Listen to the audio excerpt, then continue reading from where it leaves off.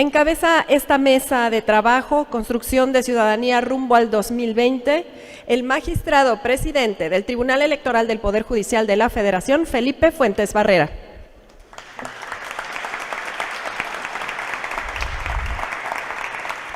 Le acompaña el consejero presidente del Instituto Nacional Electoral, Lorenzo Córdoba Vianello. Para moderar esta mesa se encuentra con nosotros el presidente de la Sala Regional Guadalajara del Tribunal Electoral, Jorge Sánchez Morales. Y quien fungirá como relatora de esta mesa de trabajo, Carla Gabriela Peraza Zazueta, consejera presidenta del Instituto Electoral de Sinaloa. Cedemos el uso de la voz al moderador de la mesa. Adelante. Bueno, sí, muy buenas tardes. Es un gusto para mí estar en esta mesa con dos grandes amigos, con dos hombres que han trabajado mucho por el bien de la democracia de este país. Son historia viviente y tenerlos aquí para hablar sobre un tema tan importante como es la construcción de la ciudadanía rumbo al 2020. Tengo aquí ya preparado leer sus currículos, pero creo que lo que es más importante ya todos lo conocemos. Sabemos de su capacidad, sabemos de su experiencia, los hemos ido acompañando a ellos de toda su trayectoria. Y lo más importante, más que ello, es, ustedes lo conocen. Debemos dar uso de la palabra a Lorenzo Córdoba Vianello, consejero presidente del Instituto Nacional Electoral. Lorenzo, bienvenido a Guadalajara.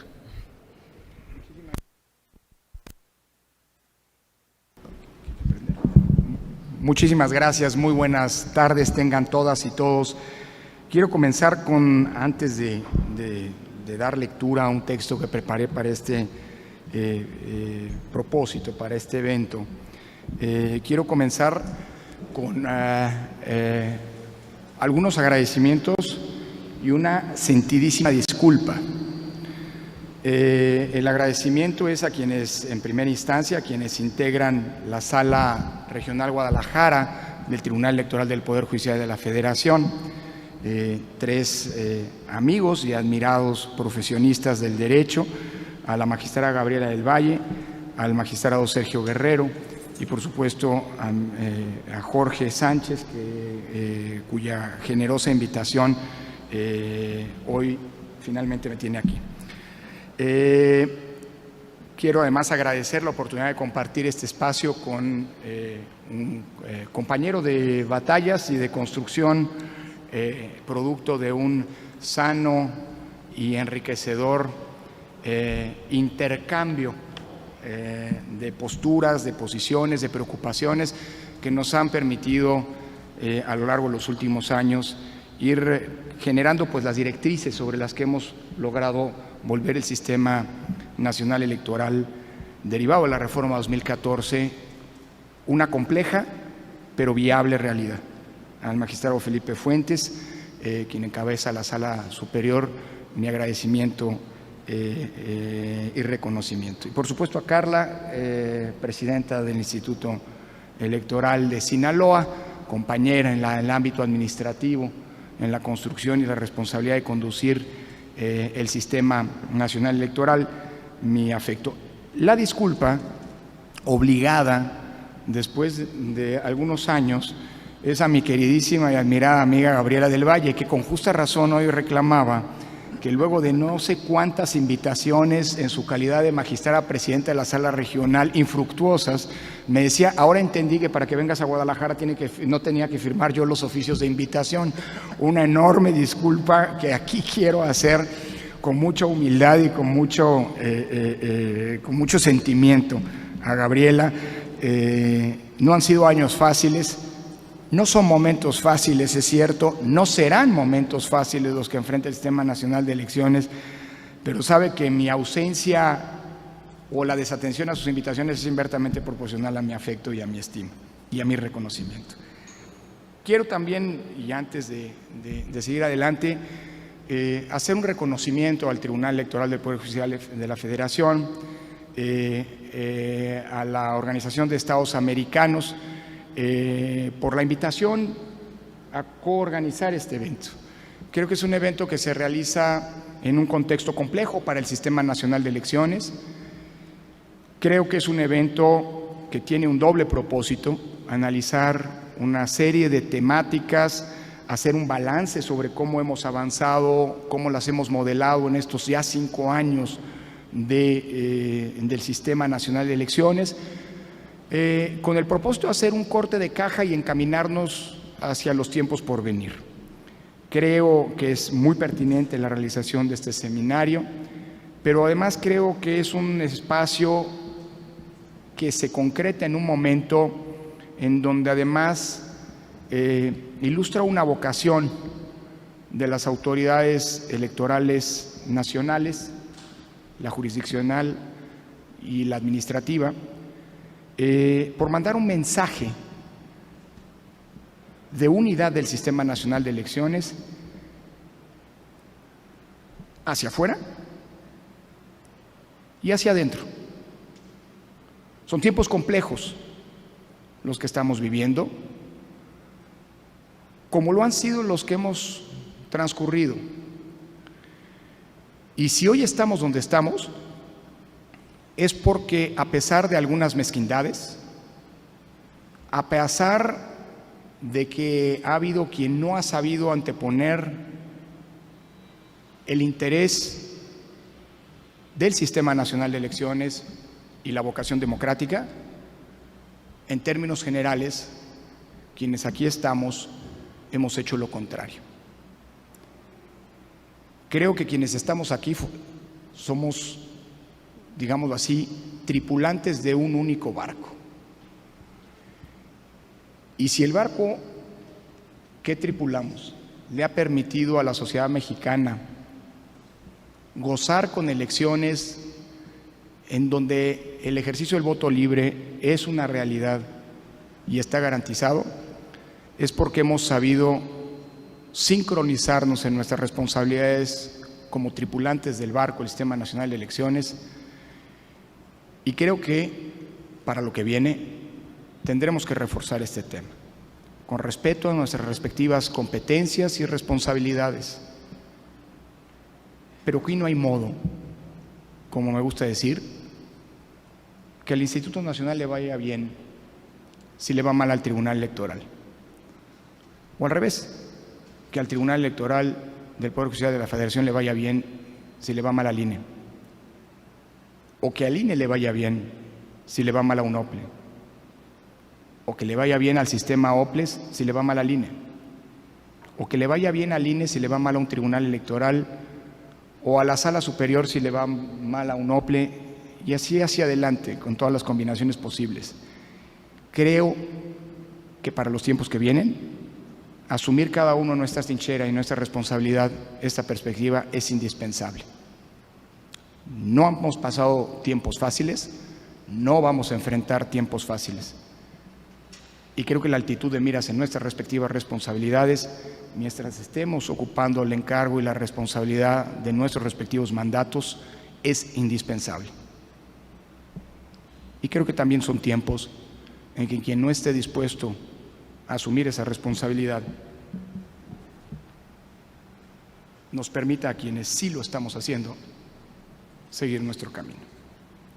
Agradezco particularmente a la Sala Regional de Guadalajara la invitación, pero sobre todo la oportunidad para poder tener este espacio que, como decía, es un espacio de reflexión, de cortes de caja, de construcción de rutas y de definición de las rutas futuras hacia donde queremos llevar el sistema electoral, y también, como decía, un espacio de encuentro y de recreación de nuestro compromiso y vocación democrática en nuestras distintas trincheras.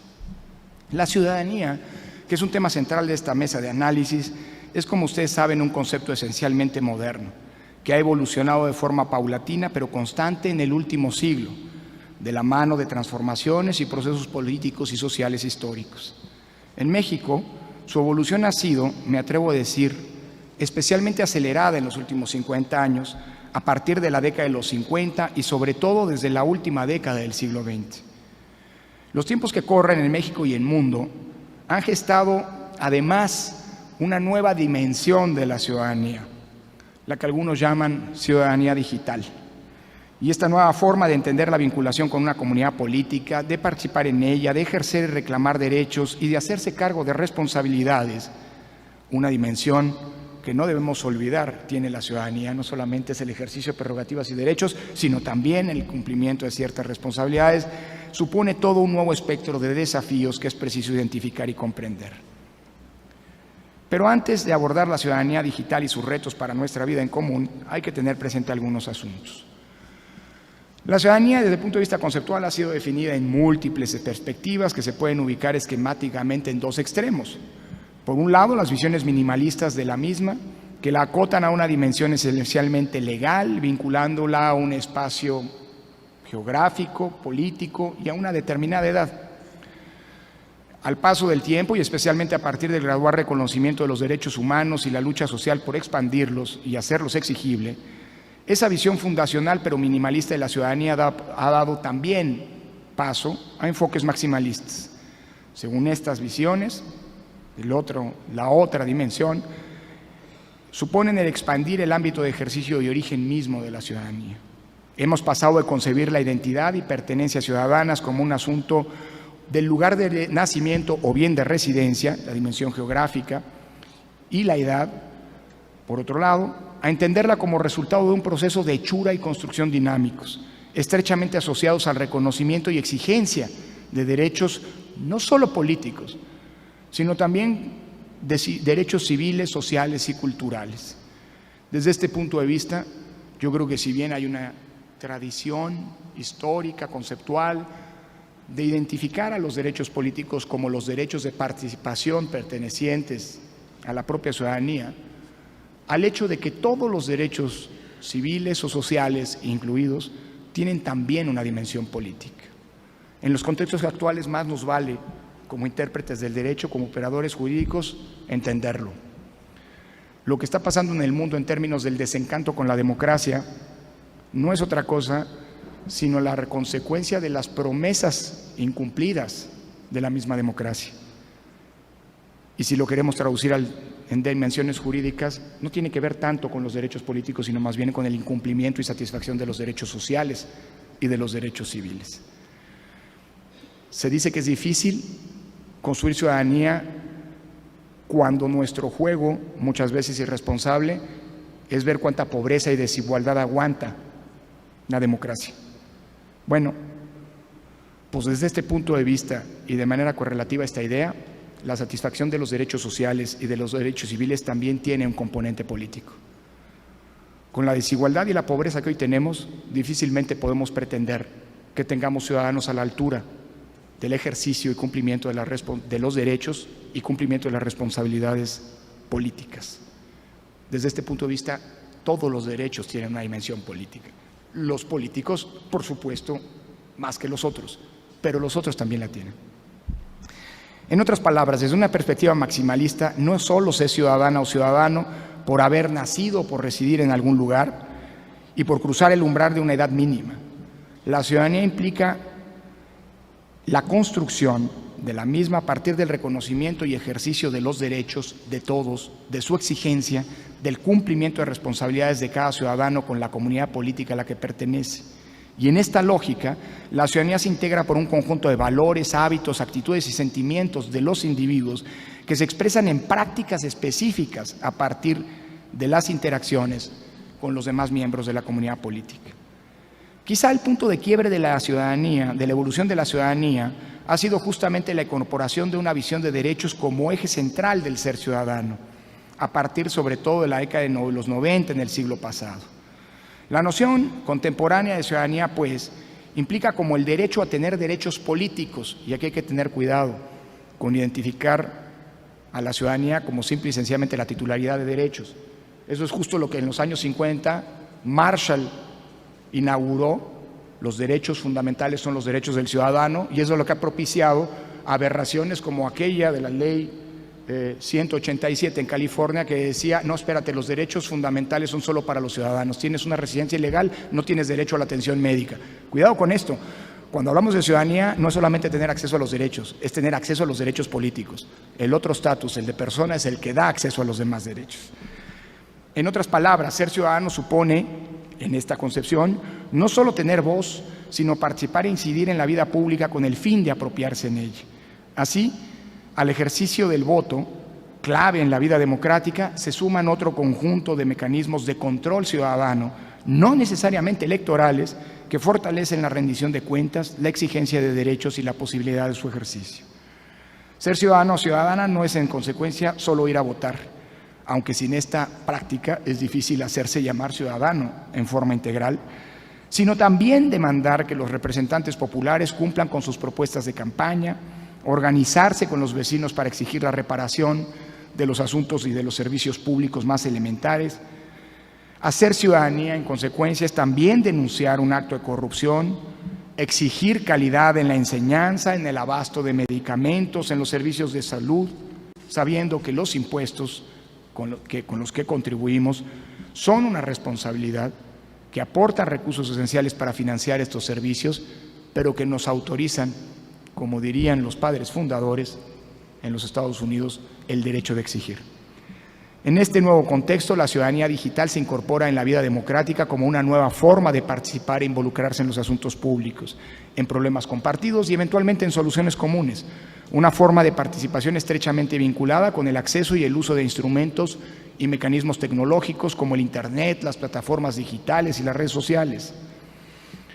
En el océano de definiciones que existen sobre ciudadanía digital, predomina la idea de que el ejercicio activo de la ciudadanía en los entornos digitales requiere de un conjunto de competencias y habilidades específicas. Para decirlo en pocas palabras, así como la ciudadanía plena en el sentido convencional no depende solamente de tener una residencia o una nacionalidad y haber cumplido un mínimo de edad, la ciudadanía digital tampoco se acota con el hecho de tener acceso a Internet o tener una red social. Y esto creo que es importante reflexionarlo.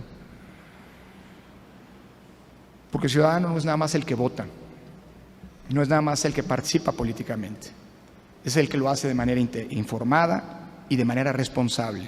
Del mismo modo en el que el ciudadano en la dimensión digital tampoco es el que mienta a la madre con un tuit o el que simple y sencillamente expresa sus emociones a favor o en contra de algo por una red social. También implica el cumplimiento de una responsabilidad en la construcción colectiva de la política democrática. Es algo que algunos han definido, por cierto, como alfabetismo digital, para actuar de forma innovadora y productiva, pero también ética y responsable en los entornos digitales. No me detengo sobre los números del Internet, cambian todo el tiempo. Todos los días se incrementa el acceso a estas nuevas plataformas. Pero por eso también todos los días se incrementa o debería incrementarse del mismo modo la responsabilidad con la que se hace política en estos medios. La ciudadanía digital, sin lugar a duda, ha traído consigo muchos beneficios. Las y los ciudadanos tienen un mayor acceso a la información en cantidad y en diversidad de fuentes. En parte, por cierto, como consecuencia de la facilidad con la que ahora las personas pueden generar información y conocimiento, con calidades muy heterogéneas, por supuesto. Al mismo tiempo, se han entablado nuevas reglas de interacción social que han hecho más horizontal la comunicación entre ciudadanos y autoridades de todo tipo. Se ha ampliado el alcance e impacto de la participación y la incidencia ciudadana. Se ha dado voz y espacio a grupos y a personas que de otra forma no la tendrían. Se han construido nuevos recursos de organización y movilización ciudadana, expandiendo sus alcances y fuerza. Pero al mismo tiempo, la ciudadanía digital enfrenta retos fundamentales, no solo de cara a 2020, como lo plantea el título de esta mesa, sino desde ahora y durante los siguientes lustros. Permítanme compartir con ustedes en este sentido, en la lógica de los desafíos que tiene la construcción de la ciudadanía con el contexto digital y de comunicación que hoy se vive, algunos de los problemas que en clave democrática enfrentamos. Los entornos digitales, y en particular las redes sociales digitales, han contribuido a generar una falsa expectativa que, por cierto, se ilustra muy bien con la cantidad de textos que a finales de la década pasada, en plena irrupción de las redes sociales y de la profusión del uso del Internet, pareció generarse. Hace algunos años, muchos, ante la irrupción de las redes sociales, pensaron que era inevitable que la democracia representativa transmutara tarde o temprano en una e-democracy, en donde cada ciudadano, desde su celular, en la comodidad de su casa, podría estar involucrado permanentemente en el proceso de toma de decisiones, influyendo de alguna o de otra manera en las mismas y volviendo innecesarios y obsoletos los mecanismos de la representación política democrática sobre las cuales esta forma de gobierno se ha constituido a lo largo de los últimos dos siglos y medio. Es una falsa ilusión. Hoy sabemos que la irrupción de las redes sociales no necesariamente genera una democracia de mejor calidad y, peor aún, no necesariamente genera democracia. El mejor ejemplo en este sentido es justamente lo que ocurrió con los distintos procesos políticos de abatimiento de autocracias en los países del norte de África, en la así llamada Primavera Árabe, en donde sin lugar a dudas los medios sociales, las redes sociales, los medios digitales, generaron un contexto distinto, nunca antes visto, que permitió la caída de esos regímenes autoritarios. Pero ninguno de esos países es hoy una democracia.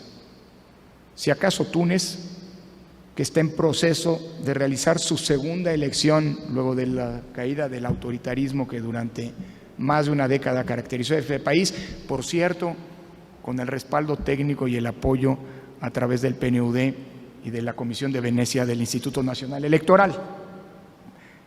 Pero Túnez todavía no es una democracia. Y ninguno de los países de la Primavera Árabe se convirtió en automático en una democracia. Y creo que la respuesta es muy sencilla. Las redes sociales son poderosísimos mecanismos de comunicación que permitieron en su momento convocar a manifestaciones, espacios de protesta, burlando incluso los severos mecanismos de control político de los regímenes autoritarios de aquella región. Y provocaron, como fichas de dominó, la caída una tras otra de aquellos regímenes. Pero son mecanismos absolutamente insuficientes para construir democracia, porque las redes sociales no es que sean democráticas per se. Las redes sociales son solo mecanismos de comunicación y, como ha ocurrido a lo largo de la historia, los mecanismos de comunicación, los distintos medios de comunicación de la propaganda pueden ser utilizados en clave democrática o en clave antidemocrática. Y ese es parte del problema que hoy enfrentamos. Nos creímos esa falta de ilusión de que las redes sociales iban a traer consigo aparejada un reforzamiento de la democracia. Y es que creo que para el análisis, las redes sociales solo cumplen con uno de los múltiples requisitos que tiene y que requiere la discusión democrática desde la antigüedad clásica hasta nuestros días. Sí, las redes sociales horizontalizan la capacidad de intervenir en la discusión pública. Con un paréntesis, nota a pie de página, o al menos eso creemos. Porque no hay que olvidarnos que las redes sociales muchas veces son autorreferenciales. Cuando uno manda un tuit cree que lo está escuchando todo el mundo y al final del día lo está escuchando una comunidad, en muchos sentidos, como decía, autorreferencial. Claro, aunque solo sea eso, ya es un cambio radical respecto a lo que teníamos. Y desde este punto de vista es una serie de mecanismos que permiten una inclusión mucho mayor de lo que ocurría en el pasado. Desde este punto de vista, sin lugar a dudas, se cumple con una de las características del debate democrático, que es que sea lo más incluyente posible. Pero no basta eso. El debate democrático, la discusión democrática, requiere al menos dos componentes adicionales. Sí, la inclusión, pero al menos dos puntos adicionales. El primero es el compartir una base mínima de entendimiento y de información. Un debate, permítame ilustrarlo, y no hago otra cosa sino hacer algo que no deberíamos hacer con tanta frecuencia. Yo no lo hago, que es meterme en mi tweet. Si yo digo algo, en Baja California se está violentando gravemente el orden democrático, y del otro lado la respuesta es chinga tu madre, porque así es, perdón, ¿no? Pues, ¿cuál debate democrático? Es decir, hay una condición mínima, digamos, de entendimiento que no necesariamente traen aparejadas las redes sociales. Y en segundo lugar, todo el debate democrático requiere una dosis de responsabilidad de quien interviene en el mismo. En la antigua Grecia, en la antigua Atenas, quienes participaban en el agora, en la discusión en el mercado, en la plaza del mercado, en la plaza pública, tenían que enfrentar al público, tenían que hacerse responsables de sus dichos. Y un huevo, o Britney Spears como icono de una cuenta social, de una red social, pues lo único que hace es desresponsabilizar a quien participa en el debate público. El anonimato que muchas veces permiten las redes sociales diluye en lugar de reforzar una discusión democrática. Y es que los entornos digitales y en particular las redes sociales han conducido además, precisamente por estos dos elementos que no proveen en automático, a la polarización del debate público, minando incluso la desconfianza entre personas y hacia las instituciones. Esto ha sido particularmente sensible en algunos contextos, incluyendo los electorales, justo los que nosotros tenemos que administrar. Esto ha sido además alimentado por la indignación social, una inconformidad que está allí y que si no atendemos y comprendemos, corremos el riesgo de, como anteojeras, llevar a la democracia por derroteros que van a terminar con su erosión. Decía, alimentada por la indignación social y escondida y reforzada por el anonimato, la polarización captura la deliberación sobre temas, eventos y actores, y desplaza así la necesaria discusión, que como decía debe ser informada, atemperada, mínimamente respetuosa y detallada. Y miren que no estoy pretendiendo que la democracia se convierta en una especie de representación de un salón de té inglés en el siglo XIX. La democracia es pasión y nosotros nos toca administrar esa pasión que en muchas ocasiones se desborda. Pero una cosa es eso y una cosa reducir el debate democrático al ya mencionado chinga tu madre, que a veces es necesario y hasta alivia el corazón, pero que no nos conduce a ningún lado. La desinformación es un segundo desafío en este contexto que enfrenta la ciudadanía digital. Concebida como la difusión masiva de información falsa con la intención de engañar al público a sabiendas de su falsedad, la desinformación no solo puede influir en los comportamientos electorales, sino también erosionar la convivencia democrática. Nueva nota al pie. Y la desinformación no es nueva, ¿eh? La mentira no es nueva en el ámbito de la política. La mentira y la política probablemente nacieron al mismo tiempo. Los llamamos de manera distinta. Ahora decimos fake news. Platón los llamaba demagogos. El rol del demagogo en la plaza pública era exactamente el que, digamos, con labia discursiva, pero falseando la argumentación, se convencía a los demás. Hay muchas maneras de llamar a las noticias falsas. Claro, nunca como ahora habíamos enfrentado con el contexto tecnológico actual la posibilidad de la lesión masiva o del daño masivo que la mentira hoy puede generar. Y es que la desinformación tiene el potencial de minar la credibilidad de las instituciones públicas e incluso de manera más profunda poner en serio cuestionamiento las bases del conocimiento científico acumulado desde siglos. Un dato que a mí me espantó y que tuvimos que conversar los consejeros electorales con el relator de libertad de expresión de la Comisión Interamericana de Derechos Humanos es, y esto no sé cuántos de ustedes tengan conciencia, pero es aterrador, es la cantidad de seguidores que lo que ahora se llama terraplanismo está cada vez más consiguiendo. Es decir, en el mundo hay cada vez más personas que creen que la Tierra es plana y que todo lo demás, de Galileo en adelante, ha sido un complot y una conjura internacional con no sé qué oscuros propósitos.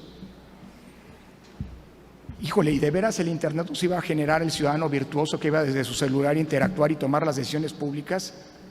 Valga un laico, y subrayo laico, Dios nos libre. Un tercer desafío crítico para la vida democrática y para la ciudadanía digital, y termino, es el empobrecimiento, como decía, del debate público y la dispersión de la deliberación colectiva. Aunque con agenda propias y no siempre transparentes, los medios de comunicación tradicional, la prensa, pero no solo, contribuía, y lo sigue haciendo, a procesar la información y a focalizar la discusión pública en temas delicados o de necesaria atención. Los entornos digitales, donde se compite por la atención constante del público, han expandido sin duda el acceso a la información, pero al mismo tiempo han favorecido la dispersión de la conversación pública y en muchos casos han empobrecido la calidad de la discusión, donde con demasiada frecuencia se privilegia la agilidad en el debate, la descalificación o el franco insulto frente al intercambio de ideas. Construir una ciudadanía digital, termino, en clave democrática, me parece que exige enfrentar retos como los que hemos mencionado, además de los ya consabidos retos en materia de ciberseguridad y protección de datos personales, pero también implica abordar cuestiones tan complejas como el pleno ejercicio de la libertad de expresión, evitar la autocensura o el problema del uso de algoritmos, y aquí pienso en Cambridge Analytica y demás, sin bases o elementos de contexto. Para la construcción de una ciudadanía digital sólida, se requiere el desarrollo de competencias y destrezas tecnológicas que van mucho más allá de las habilidades de uso de dispositivos. Lo que se requiere es generar capacidades para un desempeño óptimo en el entorno digital que favorezca la participación, el respeto, la recreación en la red de los valores democráticos y el intercambio y la deliberación informada que permitan la colaboración y la convivencia respetuosa también en el ámbito digital. En este empeño reside, me parece, una parte importante de la vitalidad presente y futura de nuestras democracias. Y es preciso que comencemos a articular esfuerzos conjuntos para garantizarla y aprovechar así las oportunidades que la ciudadanía digital puede y debería aportar a la cultura democrática de nuestras sociedades. Por lo pronto, lo que nos toca como operadores jurídicos es lidiar constantemente y cotidianamente con este problema.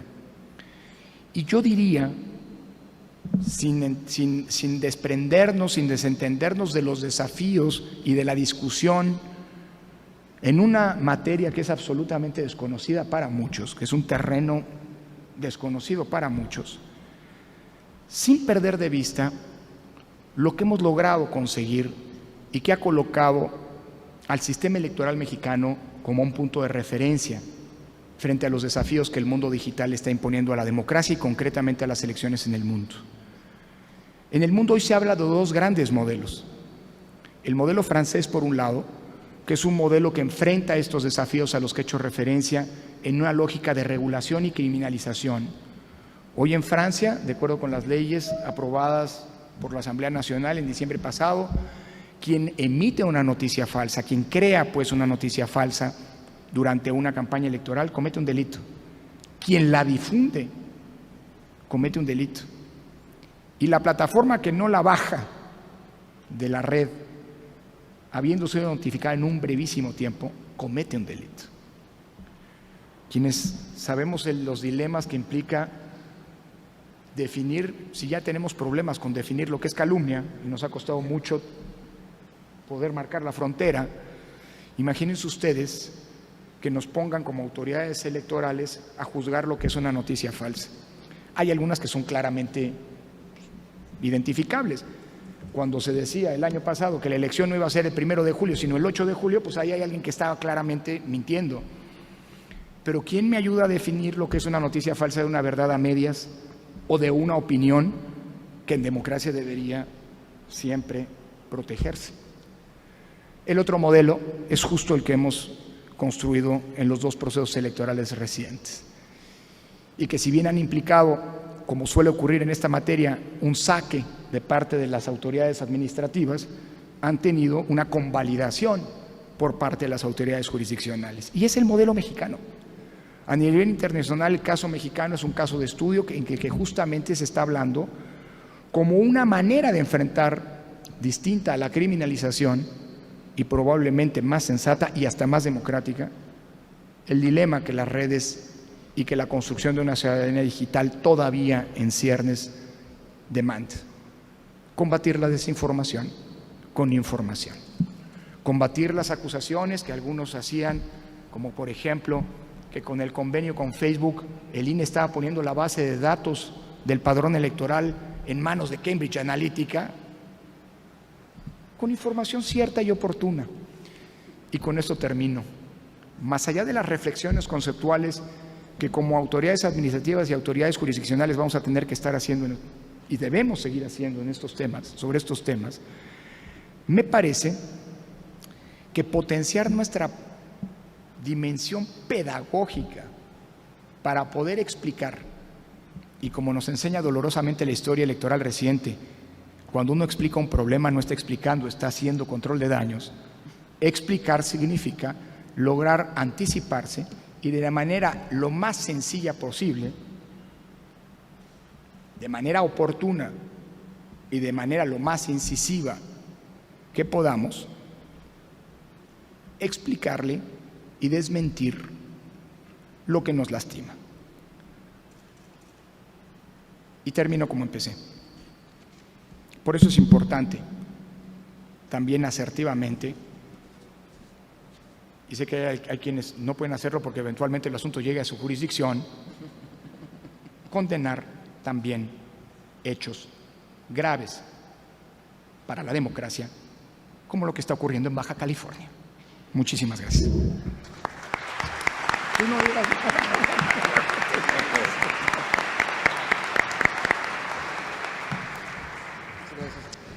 gracias, doctor.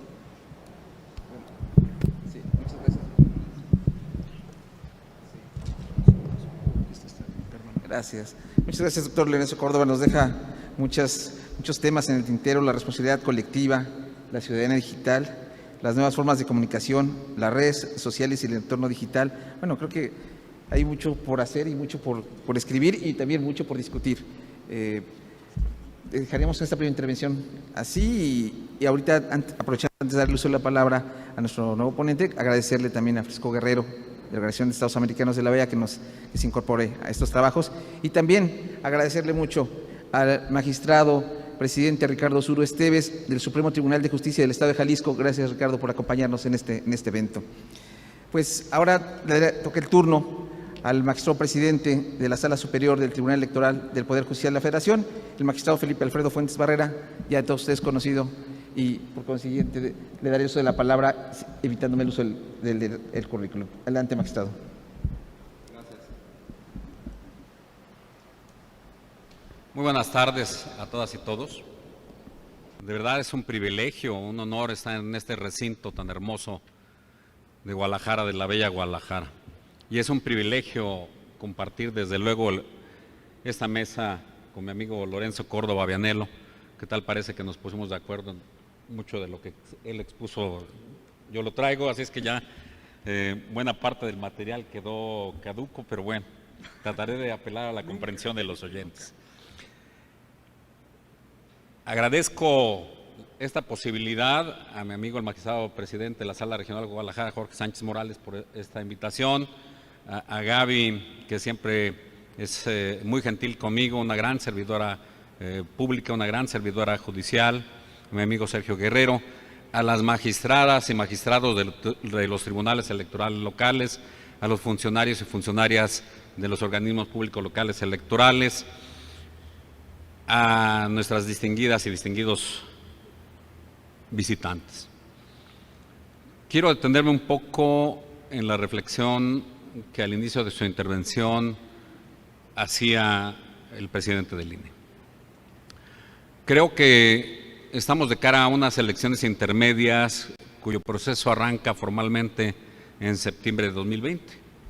Y quiero llamar la atención de que estamos ante la presencia de un padrón histórico, estimado en 96 millones de personas aproximadamente. Y quiero también señalar que en 2021 se van a elegir 500 diputados federales, habrá elecciones locales concurrentes en las 32 entidades federativas, en 15 para renovar gubernaturas, en 29 para elegir diputaciones locales y en 30 para cambiar ayuntamientos. Vean ustedes el reto que se avecina. Y creo que ese reto deben tenerlo muy presente nuestros legisladores. Es un reto que pueden afrontar las autoridades electorales de acuerdo al actual diseño constitucional y legal. La improvisación me preocupa y creo que esa improvisación no puede afectar la organización ni la jurisdicción que tenemos sobre el tema de la democracia. Yo por eso hago eco de lo que decía el presidente del INE al inicio de su intervención. Tenemos que estar unidos tanto en el ámbito administrativo electoral como en el jurisdiccional local. Creo que el día de hoy da muestra de que sí se puede generar esa unión, de que sí podemos ir en ese mismo barco que señalaba Lorenzo y que podemos tripularlo perfectamente hacia una sola meta, que es rendirle buenos frutos a la ciudadanía, buenos frutos a las mexicanas y los mexicanos. Generemos esa posibilidad, mandemos ese mensaje de unidad, de trabajo conjunto, de diálogo, sí de diferencias, porque debe haber diferencias cuando se trata de distintos ámbitos de competencia y distintas interpretaciones constitucionales y legales de las cosas como operadores jurídicos. Pero debemos entender esas diferencias y tratar de zanjarlas para llegar, insisto, a una buena meta, a un buen puerto. Yo también quiero dar las gracias al doctor José de Jesús Becerra Ramírez, profesor del Centro Universitario de Ciencias Sociales y Humanidades de la Universidad de Guadalajara, que sé que ha sido un fuerte impulsor de este evento. Y pues iniciaría mi intervención un poco de la mano con lo que ya nos adelantaba Lorenzo. ¿Qué entendemos cuando hablamos de ciudadanía? Ustedes ya lo saben, la noción de ciudadanía ha tenido múltiples cambios desde su creación. En la antigüedad griega se concebía como una condición jurídica que existía entre el individuo y su nacionalidad. Posteriormente, Weber hizo una clasificación de la ciudadanía de acuerdo con 4 parámetros. El primero, la unidad de residencia. ¿Qué significaba para este autor? Que la persona pertenece a un territorio específico y cumple con los requisitos que el poder soberano exige legítimamente en ese espacio geográfico. Una sujeción administrativa que tiene su fundamento en el monopolio estatal de la fuerza legítima que permita al Estado desplegar el cumplimiento de sus mandatos con respecto a todas las personas que se encuentran en su territorio. Un tercer parámetro, que es el de la participación democrática y que se presenta cuando las personas participan en la legitimidad del poder a través de la elección de los representantes públicos. Y el 4, el de la membresía cultural, que implica la existencia de una sola identidad política vinculada a la pertenencia cultural. Hoy día, cuando analizamos el término ciudadanía bajo ciertos parámetros formales e institucionales, lo cierto es que buscamos ir más allá de ellos. Permítanme retomar la distinción hecha por Quimlica sobre este concepto de ciudadanía. Y este autor distingue 2 ciudadanías, una como condición legal y otra como condición deseable o ideal. La legal se identifica con la plena pertenencia a una comunidad política cuyo referente es el reconocimiento frente al Estado. Este se manifiesta en una modalidad institucionalizada en donde la ciudadanía incide en la conformación de los órganos de gobierno mediante las elecciones, dando su apoyo a un candidato o a algún partido político. Debido a esto, esta forma de ciudadanía tiene la posibilidad de influir en el diseño de políticas públicas y en la aprobación de leyes. La ciudadanía como condición deseable o ideal aspira a proyectarse como un estatus eficiente y participativo en el Estado democrático, donde el grado de eficacia se vincula con los niveles de colaboración activa y de control de la representación política. Una vía para lograrlo serían los mecanismos de participación ciudadana, como el referéndum, el plebiscito, la consulta popular, la iniciativa ciudadana, las candidaturas independientes, hasta formas innovadoras de interacción, precisamente basadas en tecnologías de la información y de comunicación. En este marco, quiero resaltar que el Programa de las Naciones Unidas para el Desarrollo conceptualiza la participación ciudadana, cito, como un tipo de relación entre la sociedad civil y el Estado que implica una intención de incidencia de los actores sociales en los asuntos públicos, ya sea intercambiando información sobre preferencias, necesidades, propuestas o soluciones sobre los problemas públicos. Termina la cita. Esa participación conlleva una serie de principios para su realización efectiva: la inclusión, igualdad y no discriminación, corresponsabilidad, autonomía, transparencia y rendición de cuentas son principios que participan en este concepto. También encontramos acciones ciudadanas impulsadas de manera proactiva por diversos actores, tales como movimientos sociales, protestas, marchas y bloqueos, entre otros. Debo resaltar que en el marco de la Agenda 2030 para el Desarrollo Sostenible, en el objetivo 16, se cita: paz, justicia e instituciones sólidas. Una de sus metas consiste en garantizar la adopción de decisiones inclusivas, participativas y representativas que respondan a las necesidades en todos los niveles. Así, en un entorno de constantes transformaciones políticas, económicas y sociales en los estados democráticos contemporáneos, se requiere una ciudadanía más activa que conozca sus derechos y que los defienda ante las instancias legales correspondientes. Una nueva ciudadanía conlleva crear espacios públicos para la libre manifestación de las ideas, la crítica, la reflexión y la propuesta, así como instituciones también que den respuesta a los planteamientos de la sociedad. El espacio público puede ser concebido como el ámbito natural de diálogo entre la sociedad civil y el Estado. Para Rawls, dentro del espacio público se permite a las personas reclamar tanto cuestiones privadas como aquellas que surgen en función de lo justo en ejercicio de su libertad. Debido a lo anterior, la construcción de la ciudadanía implica transitar una ruta de encuentros, de desencuentros, de discusión, de confrontación de ideas y de prácticas sociales entre la población. Este proceso también conlleva a la rendición de cuentas que exige la ciudadanía, gestiones para el desarrollo urbano y acceso a los servicios públicos, actividades de compromiso cívico y demás acciones tendientes al control del poder público. Por ello, resulta relevante construir mecanismos de actuación entre las instituciones políticas, los actores sociales y los grupos de la sociedad para facilitar la intervención de la ciudadanía en los asuntos públicos.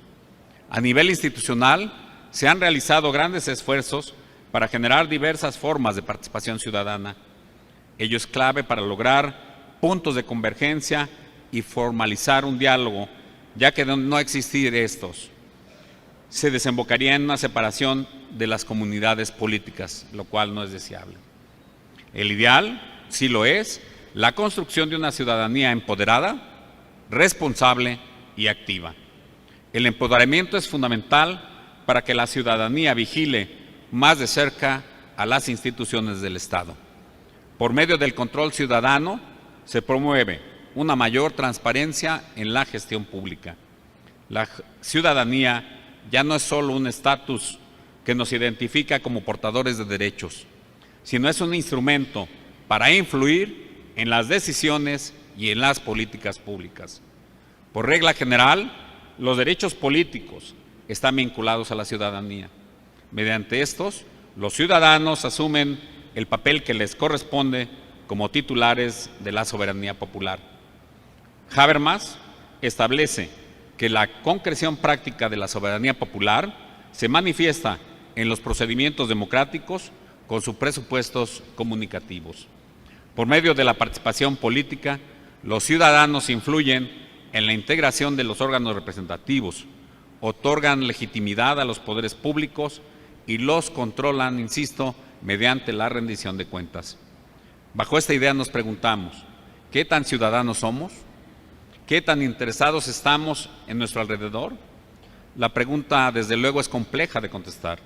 Si bien aún falta camino por andar, considero que estamos construyendo esa ciudadanía deseable y, si bien no desconozco que de acuerdo con los resultados del informe Latinobarómetro 2018 sobre democracia y la situación económica de sus habitantes, existe un alejamiento de la política por parte de los ciudadanos de la región, también es cierto que las instituciones que estamos llamados a defender a la democracia, estamos obligados a evitar esa percepción ciudadana.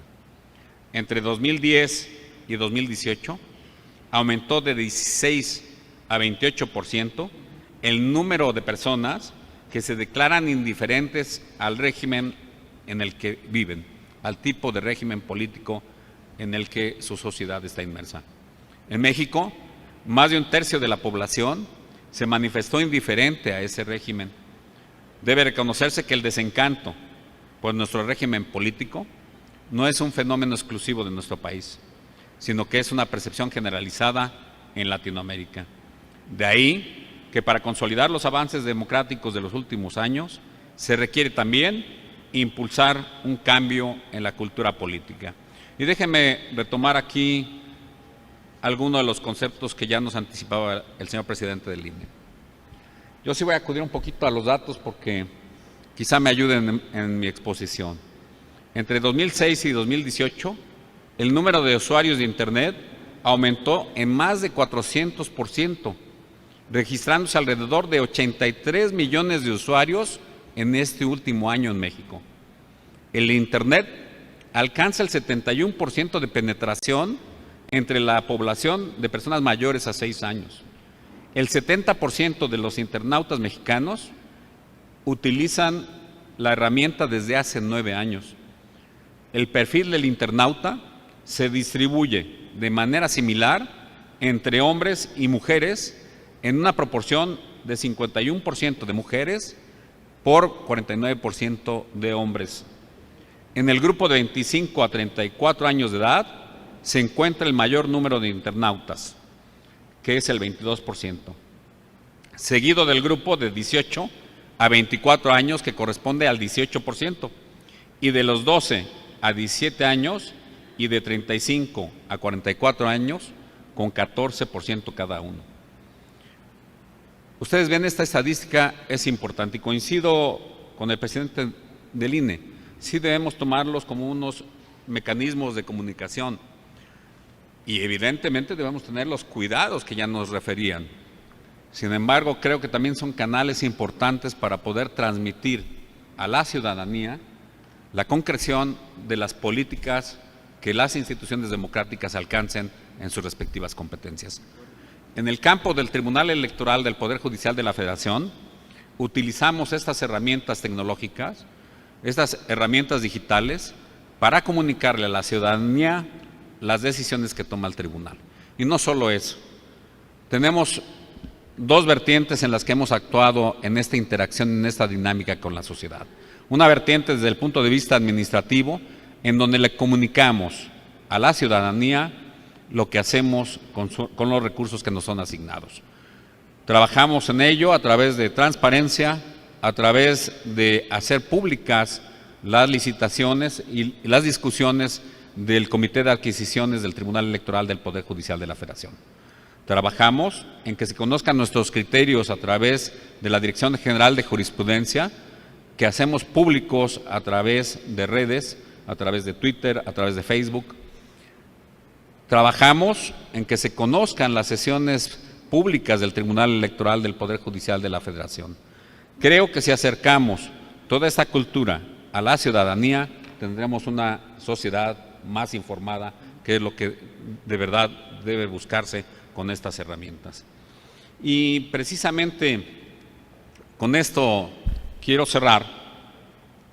¿Cómo se construye una ciudadanía?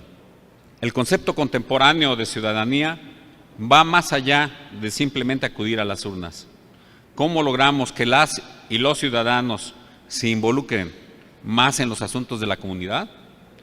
Y la respuesta es que la construcción de ciudadanía se asocia con la idea de que en la comunidad todas y todos son elementos activos y que por lo mismo no deben delegar totalmente a quienes detentan el poder la responsabilidad de tomar decisiones que afecten sus derechos o sus intereses. Se trata de una ciudadanía construida desde abajo, que no debe recaer en lo individual, sino que es fundamental el papel que desempeñan las asociaciones, las organizaciones de ciudadanos y demás actores involucrados en el quehacer político.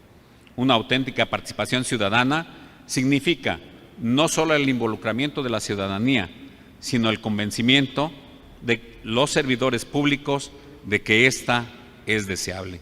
Creo que tendremos que reflexionar sobre el tema de la obligación del voto y que tenga consecuencias jurídicas el no realizarlo. Creo que tenemos que reflexionar también la conveniencia de implementar ya mecanismos que en la era digital nos permitan una mayor participación de la ciudadanía. Tenemos que reflexionar también sobre el uso de la urna electrónica. Austeridad no significa ineficacia. Austeridad significa racionalidad en el uso de los recursos públicos.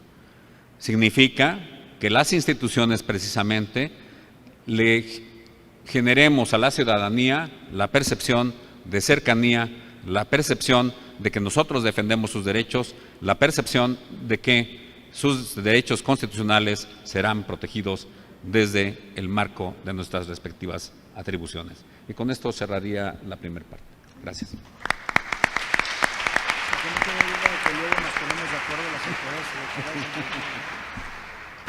Gracias, señor presidente. Como usted lo comenta, sigamos trabajando por la inclusión, la igualdad y la no discriminación.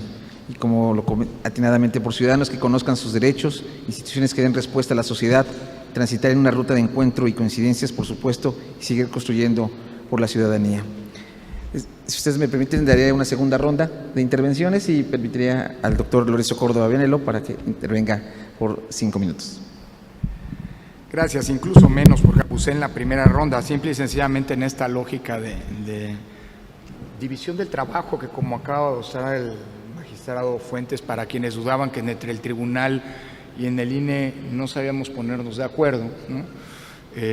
Justamente sin saber, pero previendo que muy probablemente el magistrado Fuentes iba a tener los datos, preferí omitirlos yo porque seguramente iban a ser precisos y no quisiera una corrección porque valdrían los del magistrado Fuentes. No, simple y sencillamente a un par de reflexiones a propósito de lo que se ha planteado, de lo que el magistrado Fuentes ha planteado. Creo que tenemos en la lógica, digámoslo así, de enfrentar la defensa de los derechos ciudadanos una necesidad fundamental de ir redefiniendo cotidianamente el papel o la definición de ciudadanía. El propio Tribunal Electoral en particular, a partir de su interpretación, ha ido incrementando la lógica misma de la ciudadanía y consecuentemente de los derechos ciudadanos que están bajo la lógica o la égida de protección de las autoridades electorales, las administrativas en primera instancia y las jurisdiccionales. Hace, digámoslo así, a pesar del texto constitucional, está muy lejos aquella interpretación, bueno, está enterrada aquella interpretación que durante mucho tiempo prevaleció, que los derechos ciudadanos, es decir, los derechos del artículo 35, pues no eran garantías individuales cuando todavía utilizamos este anacronismo decimonónico, ¿no?, en el ámbito, digamos, de la interpretación jurídica constitucional. Hoy está clarísimo que los derechos fundamentales, con independencia de su ubicación geográfica en el texto de la Constitución, son eso, derechos fundamentales. Pero más allá de eso, incluso el propio, digamos, la interpretación de las autoridades electorales en nuestro país han llevado a la asunción de los derechos políticos. Quisiera hacer un énfasis a partir de lo dicho por Felipe en su intervención, de esto que yo dejé apenas apuntado en mi primera ronda. Es decir, que los derechos políticos van mucho más allá de los derechos elencados en el artículo 35 constitucional. Incluso, por cierto, es interesante cómo, debo decir aquí, creo que hay una reflexión muy amplia que todavía está empezando a darse en la sala superior y que tendrá que darse también con un acompañamiento, incluso pienso, de la misma academia y del ámbito electoral en general, respecto del modo honesto de vivir. Yo era de los que decía, híjole, lo del modo honesto de vivir a propósito de la categoría de ciudadanía, no de los derechos, pero de los que depende la categoría de ciudadanía, es una cuestión anacrónica, sobre todo porque yo no quiero que nadie juzgue mi modo de vivir como si es honesto o no. Pero también es cierto, y es muy interesante como la lógica de protección de los propios derechos y de maximización de los derechos, esto que era un resabio literalmente decimonónico, ¿no? Cuando los borrachines no se les dejaba, o sea, se consideraban los parias de la comunidad para que no pudieran ejercer derechos políticos y en una borrachera el día de la elección pudieran incidir en el destino manifiesto de la nación, hoy está siendo objeto de una interpretación en esta idea de maximización. Lo que quiero decir, y esto no es un asunto menor, es que la definición, la redefinición a la que estamos obligados como autoridades electorales del concepto de ciudadanía y de sus alcances y por ende de los derechos que forman parte, digámoslo así, del ejercicio de una ciudadanía plena, trasciende por mucho los tradicionales derechos de votar, ser votado y de afiliación política. E implica también un conjunto de responsabilidades adicionales. Sí, hoy ser ciudadano significa ejercer no solamente el derecho del voto, sino a cabalidad el derecho a la información, el derecho a la manifestación de las propias ideas como parte de la construcción de un diálogo y de una interacción con los otros de una manera muy importante. Y desde ese punto de vista hay que celebrarlo, aunque también la complejidad conceptual no es un asunto menor. Creo que aquí se han hecho apuntes que caminan en un mismo sentido y que me parece que deben ser parte fundamental de la discusión que permanentemente estamos obligados a realizar en el cumplimiento de las atribuciones tanto a las autoridades administrativas como a las autoridades jurisdiccionales. Pero me atrevería a poner un énfasis adicional y desde ese punto de vista lo celebro. Y miren que no nos habíamos puesto de acuerdo y si no me creen a mí, no me crean, créanle al magistrado presidente, ¿no?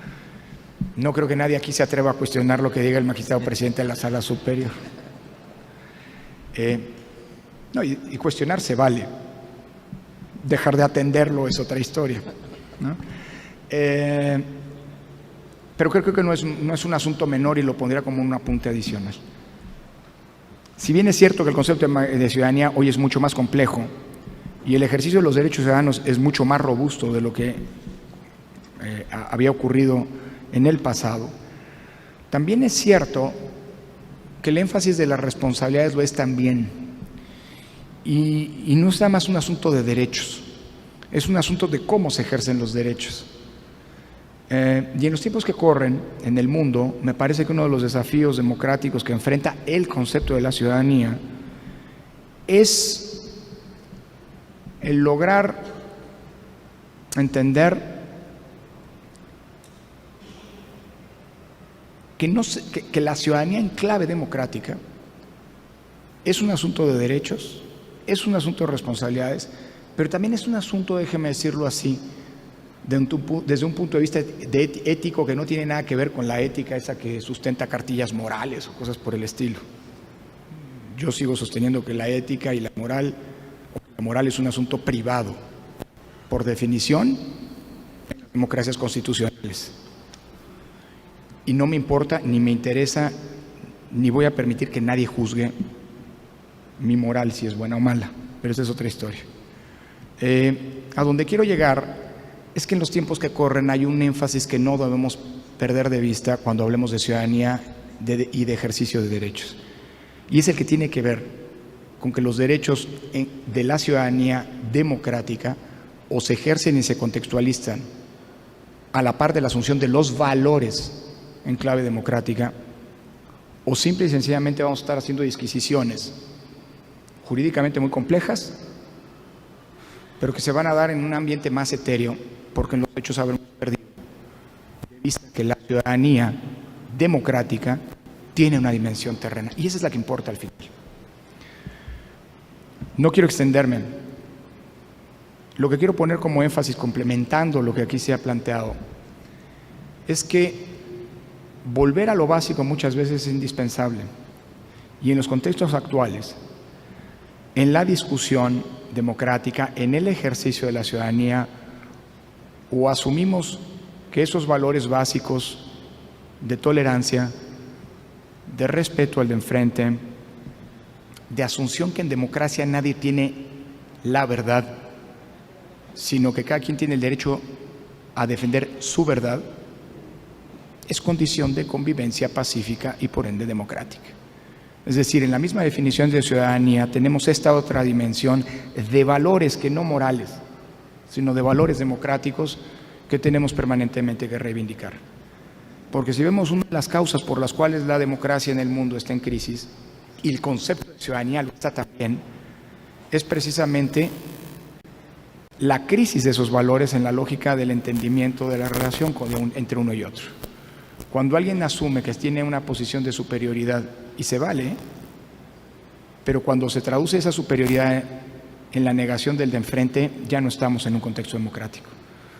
Es una discusión muy compleja, pero no quería dejar de agregar este valor en donde la misma lógica del ciudadano se acaba traduciendo en una distinción entre quienes son mis amigos y quienes son mis enemigos. Y esa, nada más vale la pena recordarlo, fue justamente la premisa filosófica sobre la que se han sustentado los grandes totalitarismos de nuestra historia. Entonces, la ciudadanía sí tiene que reflexionarse en una dimensión cada vez más compleja, variable, como aquí se ha mencionado, difícil cada vez más de redefinir conceptualmente, como nos ha dicho Felipe. Eso se traduce también en un conjunto de derechos mucho más amplios, pero eso no elimina el ABC de toda esta historia, que en democracia la idea misma de ciudadanía desde la antigüedad clásica tiene como premisa y como finalidad la convivencia pacífica y el respeto de la propia pluralidad que nos caracteriza. Perdón, yo agregaría eso nada más.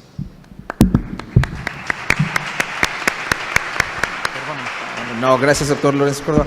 Y ahora le damos el uso de la palabra al magistrado presidente Felipe Alfredo Fuentes Barrera, hasta por 5 minutos. Gracias. Pues yo me quedo con dos reflexiones finales. Creo que los retos que vienen para las autoridades electorales en general, administrativas y jurisdiccionales, tienen que ver con el tema de la construcción de una ciudadanía mejor informada. Y eso no solo es per se para la propia ciudadanía como una obligación, ya lo decía yo en mi primera intervención, sino como una obligación de las propias autoridades para contribuir a la formación de esa ciudadanía informada. Que sepa la ciudadanía para qué le sirven sus instituciones. ¿Y cómo se logra eso? Pues a través de la comunicación que las propias instituciones hagan a las personas respecto de lo que han logrado para las ciudadanas y los ciudadanos. Y como ejemplo, pues precisamente Lorenzo hablaba de esa visión decimonónica todavía del modo honesto de vivir. La Sala Superior comunicó a la ciudadanía que aun cuando el tema de la violencia política de género no está consolidado en el ámbito normativo, tiene una protección constitucional. Hay principios constitucionales como la igualdad, la no discriminación, que tienen una consecuencia constitucional.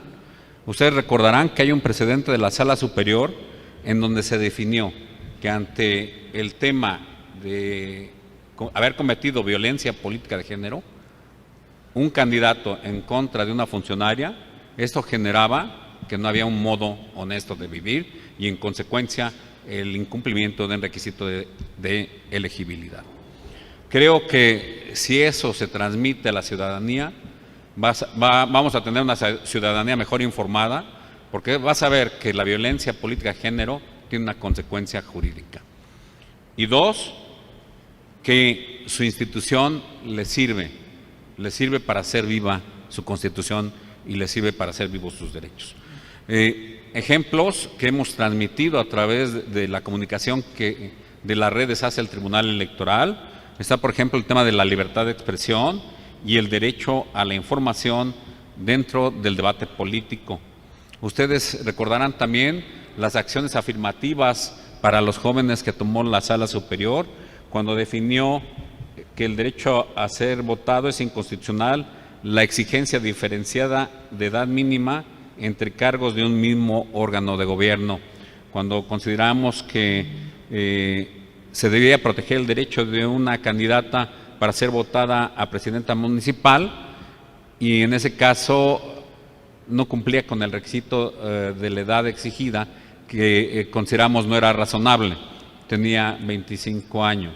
Y el debate era, a ver, la edad de 25 años representa o no la posibilidad de tener una experiencia, y se debe generar o no esa posibilidad de experiencia para un desempeño de un cargo de presidente municipal. La Sala Superior consideró que sí había razonabilidad en que a los 25 años se pudiera ejercer, o la posibilidad de ser votado para ejercer el cargo de presidente municipal. El tema es debatible, pero consideramos que era necesario comunicarlo a la ciudadanía. Finalmente me quedo con otro tema, los retos que vienen. Ciudadanía e inmigración, yo identifico un tema muy relevante. Y aquí está el consejero Enrique Andrade, que ha sido un luchador incansable por llevar los derechos de nuestros ciudadanos mexicanos, de nuestros connacionales en el extranjero. Pero creo que no solo no se agota ahí la tarea de la autoridad. Tenemos que empezar a analizar los temas de la migración de personas que vienen de otros países hacia nuestro país. Y si ese tema en el futuro va a generar o no complicaciones para la autoridad electoral. Creo que son retos por venir sobre los que tenemos que reflexionar hacia la construcción de una ciudadanía, insisto, que brinde la posibilidad de una mayor participación y que le dé legitimidad a sus autoridades a través del voto. Muchas gracias. Nacionalidad o residencia. Muchas gracias, presidente Felipe Alfredo Fuentes Barrera. Y pues aprovecho, después de escucharlos detenidamente y de sus intervenciones, después de una reflexión que hice con mis compañeros magistrados, y en el cual también el magistrado Sergio Guerrero dijo, creo que tenemos que entrar a temas más puntuales como los que ustedes han tocado, pues los voy a comprometer para el próximo año, para poder que estén presentes con nosotros en 2020 en nuestro encuentro de la primera circunscripción, y por supuesto donde están invitados todos los tribunales y los institutos electorales al evento del el contexto digital y los retos de la democracia, el cual creo que tenemos mucho que discutir y del que hablar, el cual les hará llegar la invitación, pero ya están emplazados. En este momento le adreso la palabra a la maestra Carla Gabriela Peraza Zazueta para efectos de que nos dé un análisis de lo que hemos platicado. Muchas gracias, magistrado Jorge. Muy buenas tardes a todas y a todos. Primero que nada, agradezco la invitación a los magistrados de la Sala Regional Guadalajara del Tribunal Electoral del Poder Judicial de la Federación. A Jorge Sánchez, muchas gracias por invitarme a ser relatora de esta mesa. También a la magistrada Gabriela Sánchez y al magistrado Sergio Guerrero. Es un honor estar en esta mesa final de este seminario y sobre todo por compartir esta mesa con tan distinguidas personalidades, con el doctor Lorenzo, con el magistrado Felipe Fuentes Barrera. Es complicado hacer la relatoría de estas tan distinguidas personalidades, pero hablaron de un tema que nos ocupa a los organismos públicos locales electorales y que ha sido el fuerte de este año y de todos los años que aunque tengamos elecciones, pues construye en los soples, como se nos ha denominado, construir ciudadanía. Me permití hacer lo más pequeñas las síntesis y además coincidieron, como ya lo anticipaba el magistrado Fuentes Barrera. El doctor Lorenzo Córdoba nos habló que ser ciudadano es participar en la vida pública con el fin de incidir en las políticas públicas, demandarles a sus gobernantes que cumplan sus promesas de campañas. Ser ciudadano es denunciar actos de corrupción, exigir los servicios de salud. Ser ciudadano es involucrarse en su comunidad. En cuanto a las redes sociales, nos comentó que hay que utilizarlas para combatir la desinformación con información cierta y oportuna, como se hizo en el Instituto Nacional Electoral y que se replicó también en todas las procesos electorales de los organismos públicos electorales, como se nos comentó por instrucciones del INE en las campañas de los procesos electorales de la elección de 2018 y que también se acaba de suceder en la elección de 2019.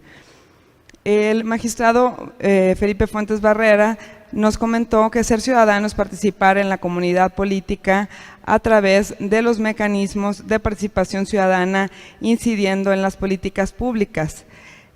Y que ocupamos una ciudadanía más activa, que conozca sus derechos y los defienda, una ciudadanía crítica, propositiva y reflexiva, que cuestione, que exija cuentas, una ciudadanía empoderada, responsable, una ciudadanía que sepa que es fundamental, que el rol junto a los gobernantes y las instituciones será la única vía para que los ciudadanos sean más activos en su comunidad. Esa sería la reflexión que hice de lo que han comentado de cómo los ciudadanos pueden estar más enrolados en su sociedad. Gracias.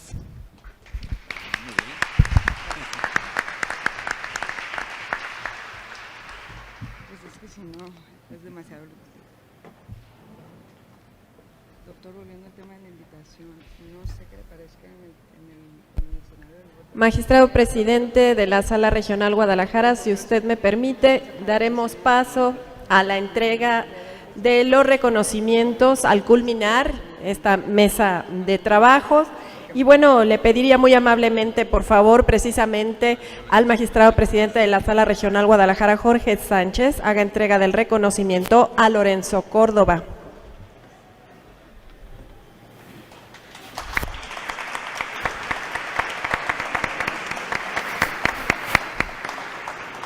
Asimismo, también pediría que nuestro magistrado de la Sala Regional Guadalajara, Sergio Guerrero, hiciera entrega del reconocimiento a Carla Gabriela Peraza.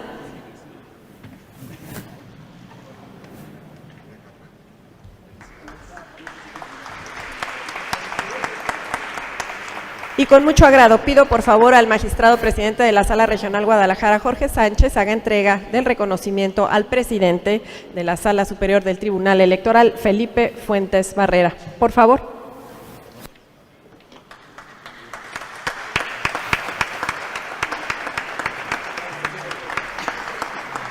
Agradecemos a las distinguidas autoridades que nos acompañaron en esta mesa de trabajos. Les invitamos a que permanezcan con nosotros. Estamos a punto de culminar este seminario. Muchas gracias por su atención y su compañía a través de nuestra plataforma digital.